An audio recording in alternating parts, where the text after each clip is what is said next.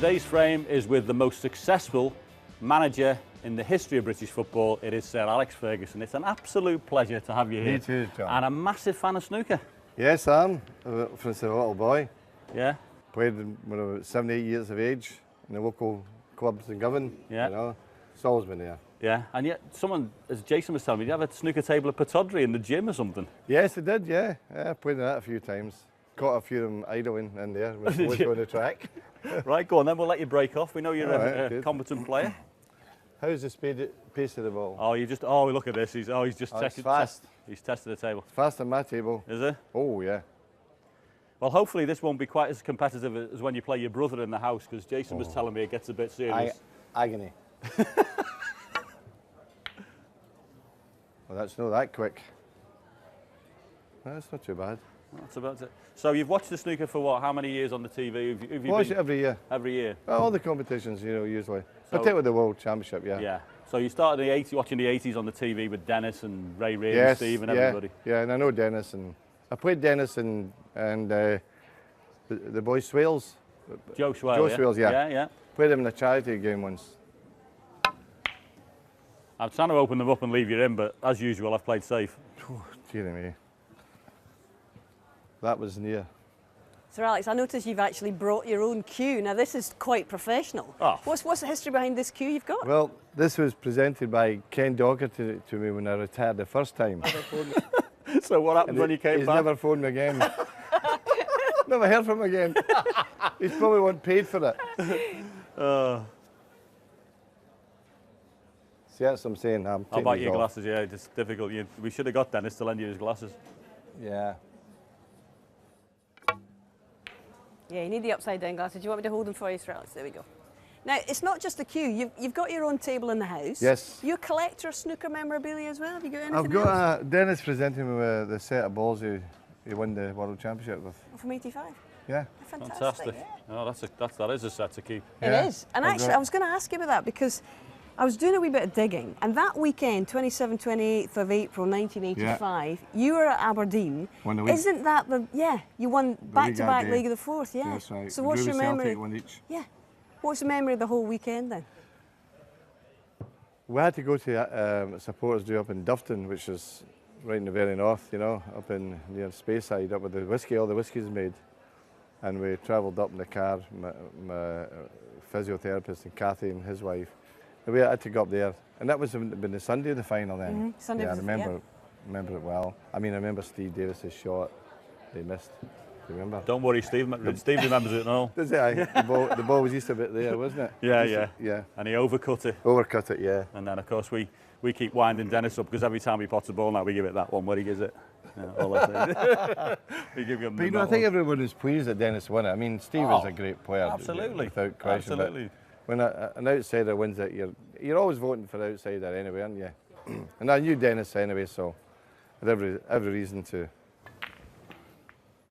From that era, when you think of the players that you most admired, who did you like? Whose style did you appreciate best, would you say?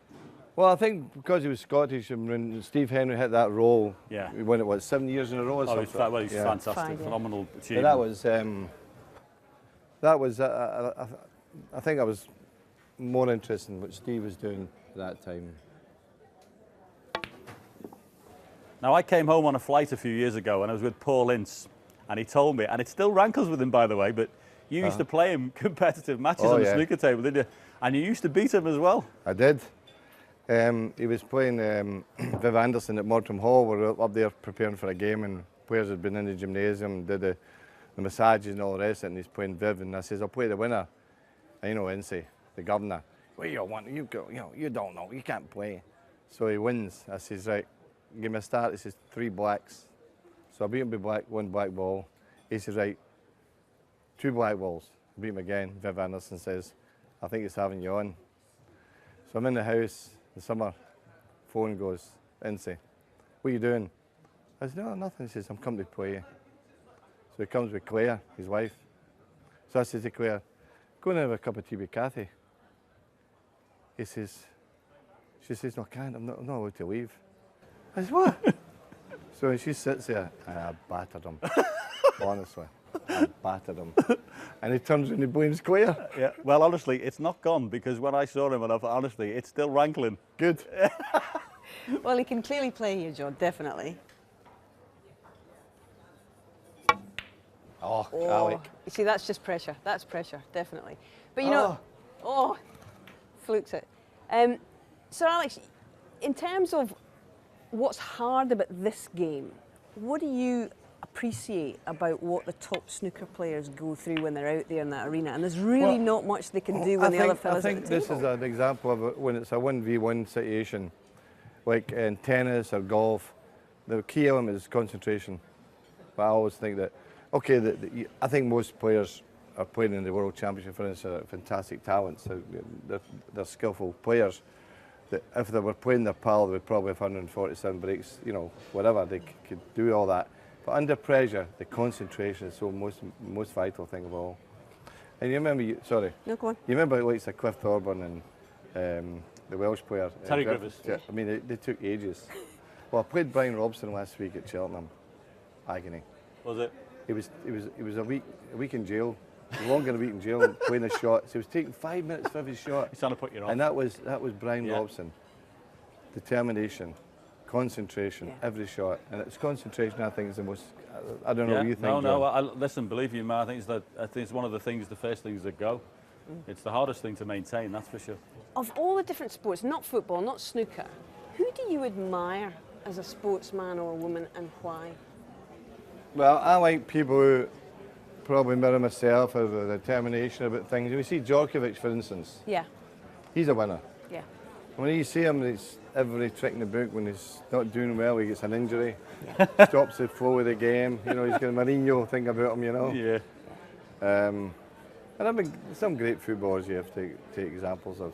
I mean, Ronaldo. Yeah. Well, I was going to say to you, by the way, I mean, if there's a couple of players that you could pick from all the time that you've managed the players, who were you most, who did you most appreciate because they improved so much or they became what you thought they were? Ronaldo was the biggest improvement, really, because he came as a young, skinny kid at 17. Yeah. And he had all these things about him that were used to criticising about his diving and all the rest of it. But you know, once the players got about him in the training ground and that, he was fantastic. And then the most important thing for a great player is decision making. And that improved over the time. You know, Scholes and Giggs, you have to say that those three. Yeah. Yeah, I mean, Robson and Keane, you know, Cantona, they're great players. It was fantastic. We're very lucky that way. But Ronaldo. The thing as well, Charles, that he was tough, wasn't he? He used to get kicked all over. He was a toughie. You know, apart from all the things he could do, he used to take plenty of clattering. He was tough. I mean, you know, the people say, right, who's the best player now? And plenty of people quite rightly say Messi. You can't dispute that opinion. But you know about Ronaldo? Ronaldo could play for Millwall, Queen's Park Rangers, anyone, Doncaster Rovers, and score a hat-trick in a game. I'm not sure Messi could do it. Because Ronaldo's got 2 feet, quick, great in the air, brave. Messi's brave, of course. I think Messi's a Barcelona player. You know what I mean? Yeah, suits the style. Yeah. If you had been a coach of snooker, how would you have handled it? What would you have said? What words of wisdom, pearls would you have given the boys before they went out? Well, I think you got to know the game a bit to offer advice of that nature. You know, it's a.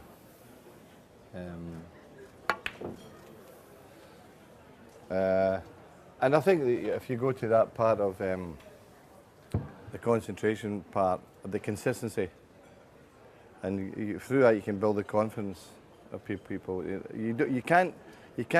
The starting point is the concentration, right, and the consistency of performance. Other than that, you have a job to build character. There's no question. Yeah. It's not just a matter of coaching players. Yeah. It's about making them winners. Yeah. And the mentality to win. Yeah. And I always like to think I could see myself in players, you know.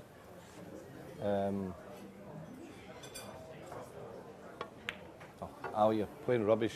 I don't have to worry about that. It's amazing concentration. Has money changed the game, do you think, in football?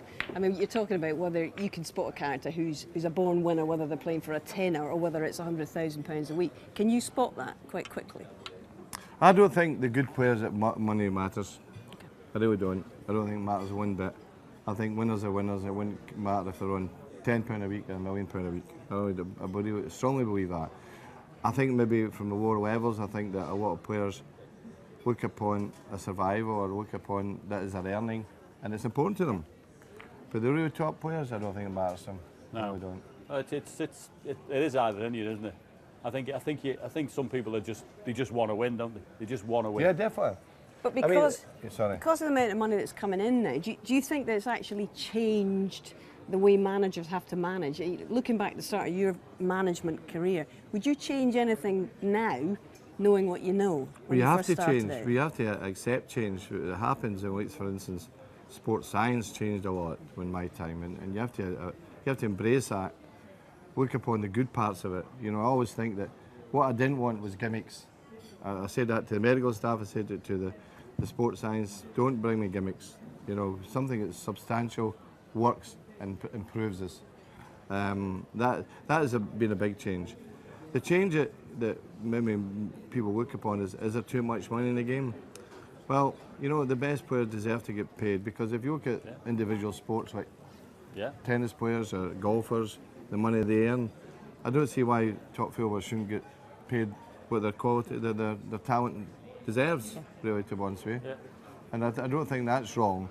The area in which we all worry about is where this new deal for the billions of pounds that's going to be going into football, where it actually goes. I think that there should be a lot into grassroots, into development of young players. I think that's going to happen. And then we worry about player salaries going to a level that some clubs will suffer, you know, because they want to stay in the Premier Division. Agents will be wanting their share, and you know, that's something we're going to have to deal with. Go on, I've left you in. Yeah, keep going.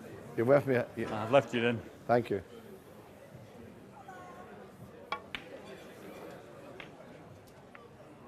Oh, come on. Come on. Oh. It's a hard one, that. The blue's not so bad now. I think we're allowed.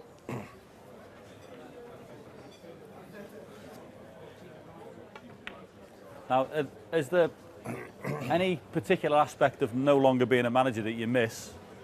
You know, and I mean, is there any part of it you don't miss? I miss the staff, United. You know, they were great people, and the players. You've got to miss the players. You know, the dressing room sometimes is a fantastic place to be. The camaraderie, the humour, and you know the Mickey taking. You know, you miss all that part. You know, and I miss winning. Well, yeah, absolutely. We're all in to win.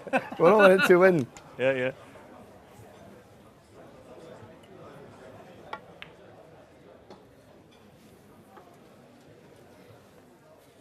Fine. Right, okay.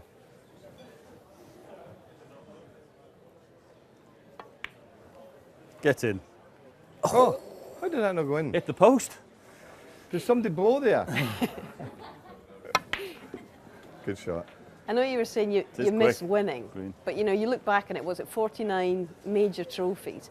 We were talking about this beforehand. Is there one, when you look back on it all, that not necessarily the most significant one of all or the most important, but the one that you enjoyed most of all? Nothing will beat Barcelona. Right. Nothing will beat it. For me, it's fantastic. That was the pinnacle. I mean, that was a fairy tale, wasn't it? Oh, it's fairy tale. I mean, 3 minutes to go, I'm starting to think what I'm going to say to the players, you know. And there's a great UEFA video actually of the last 3 minutes following the referee. Right. The Kalina, do you remember him? Yeah. Luigi, yeah. And it's fantastic. You see his reaction, and then he goes and picks up the Bayern players, you know, off the ground. You know, it's fantastic. Yeah. And they were gone. I mean, the first goal, they were gone. Yeah. There was no way back from them. No. That was an incredible piece of sport, wasn't it? I mean, I thought, you know, there's some games you see like Istanbul with Liverpool never be to be repeated. You know, another one. But I know. I mean, that is one of them. You'll never see the likes of that again. No, it'll not happen again. So you know the thing about snooker, there's so many young players coming breaking through, isn't there? Yeah. It's a bit like golf actually, because it's the opportunities for people to get a snooker table or play snooker for young people is immense. So when you're playing against someone, the opportunity to practice is easier than a football, I think. Golf, I mean, you get a golf ball and a golf stick. I mean, the number of golf players are coming through nowadays. And it's the same with the snooker. You say, well, obviously, the great players are going to you know, they're going to be there, but they can be knocked out easily too. Yeah, you've got, you know, O'Sullivan, Murphy, Robertson, Selby, Trump this year. I mean, Yeah. the 5, you know, all fabulous players, and I think it's It's wide open, yeah. Right, let's finish this off. Come on. He's not left him an easy one here. You weren't trying to snooker me there, were you? I was trying to roll up into the black. I thought you're a nice fella. He's never leaves you, does he? He's trying to am I allowed snooker to me. use chalk? Yeah. He's trying to snooker me. I'm only saying nice questions. That's a great shot. Oh. You want a bit of chalk? Yeah. God, do you want chalk as well? Brought his own cue. Thought he'd bring his own chalk. I know. I know, what's going to It is actually nice. bring I have to say, by the way, he did give you a nice cue as well, Kenny. Did you get a nice cue? this way? Yeah. Really?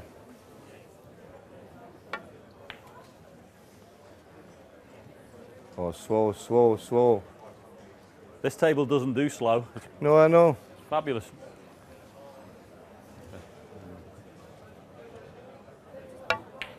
Oh, well Oh, played. yes. Well played. You're getting it now. Yep. Do you get wrapped up in the matches when you watch them on the telly? Do you really get wound I up? bet them, yeah. Yeah, that always helps. Shouting at the telly, yeah? Yep. I was, remember Rory won that tournament. Where was it? Augusta. No, no, The one where he's behind never won it. BMW. Where he's behind. It was last season. When he was 6 behind. 5, 6, Yeah, and hit the BMW, 3 yeah. wood. Yeah. You remember it? Yeah. Right. I'd backed him big that day. And I was saying, I need to phone him. I need to phone him. And then he produced it, and then he went and won it. Yeah. I'll tell you, it was fantastic. Yeah, he's a player, the boy, isn't he? Oh, he's good. Yeah, fingers crossed. You see, you know the thing about Rory McIlroy, like these great players, is they've got a genius about him. Yeah.